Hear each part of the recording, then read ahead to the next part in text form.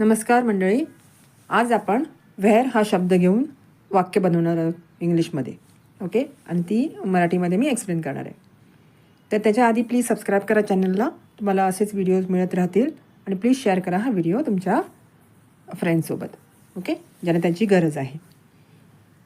So first sentence, where are you going. आता wear हा शब्द घेऊन मी हे प्रश्न आहे हा.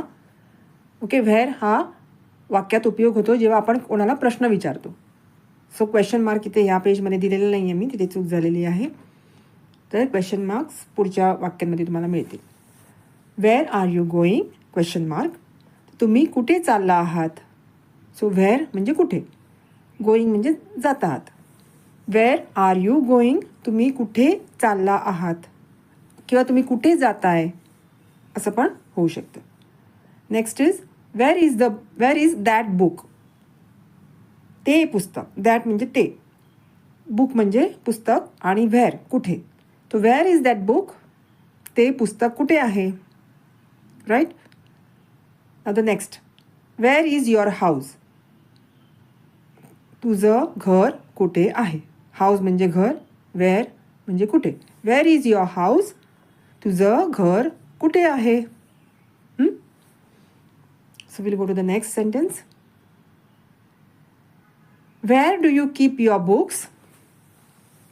तुम्ही तुमची पुस्तके कुठे ठेवतात किंवा तू तुझी पुस्तकं कुठे ठेवतो. Where do you keep your books?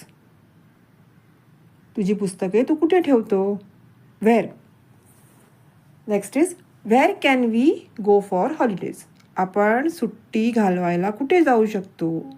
कुठे, Where. सुट्टी म्हणजे हॉलिडेज, आणि गो म्हणजे जाऊ शकतो. Where can we go for the holidays. आपण सुट्टी घालवायला कुठे जाऊ शकतो.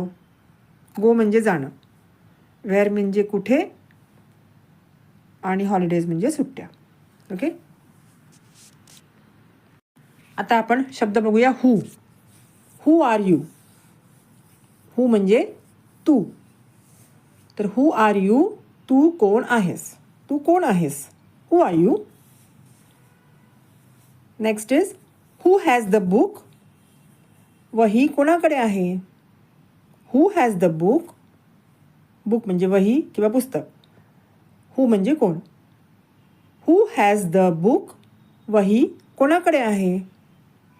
मग किंवा ती वही कोणाकडे आहे असं. Now next, who is the leader of the group? Who is the leader of the